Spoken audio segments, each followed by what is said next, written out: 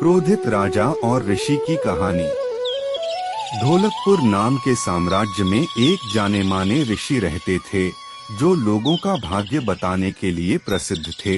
उस राज्य का हर व्यक्ति उन प्रसिद्ध ऋषि व उनके कौशल के बारे में जानता था। एक दिन उस ऋषि के बारे में वहां के राजा को भी पता चला। राजा के मन में भी अपने भविष्य को जानने की इच्छा होने लगी।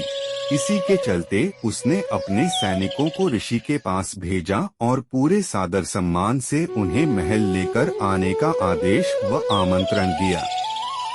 राजा की आज्ञा के अनुसार सैनिक ऋषि के पास गए और ऋषि को राजा का आमंत्रण सुनाते हुए उनसे महल चलने की प्रार्थना करने लगे।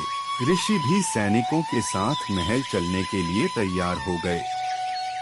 जब ऋषि महल पहुँचे तो राजा ने बड़े ही उत्साह से उनका स्वागत सत्कार किया और उन्हें अपने दरबार में सम्मान के साथ बैठाया।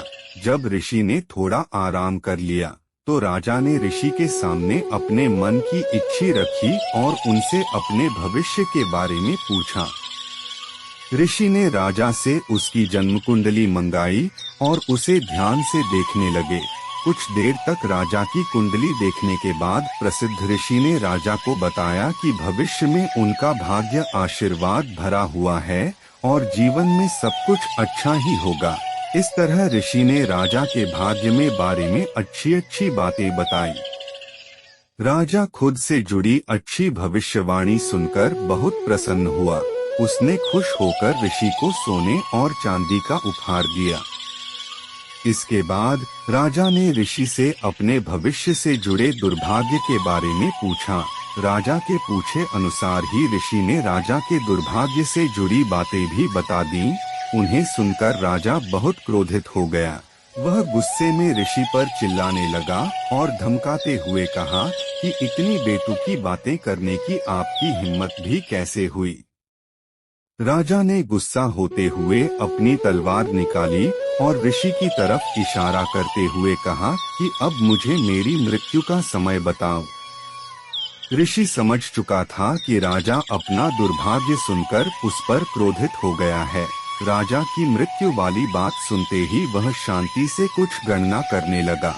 इसके बाद शांत स्वर में कहा, मेरी गणना और कौशल के अनुसार आपकी मृत्यु मेरी मृत्यु के ठीक 1 घंटे बाद होगी। राजा ऋषि की यह बात सुनकर हैरान हो गया। अब उसे अपनी गलती का एहसास होने लगा। उसने तुरंत अपनी तलवार नीचे रखी और ऋषि के साथ किए गए अपने दुर्व्यवहार के लिए उनसे माफी मांगी। बाद में राजा ने ऋषि को ढेर सारा धन दिया और उन्हें वापस कुटिया में आदर व सम्मान के साथ भेज दिया। कहानी से सीख। मुश्किल परिस्थितियों में हमें समझदारी से काम लेना चाहिए और मन को शांत रखना चाहिए। यह हुनर हमें हर परेशानी से बाहर निकाल सकता है।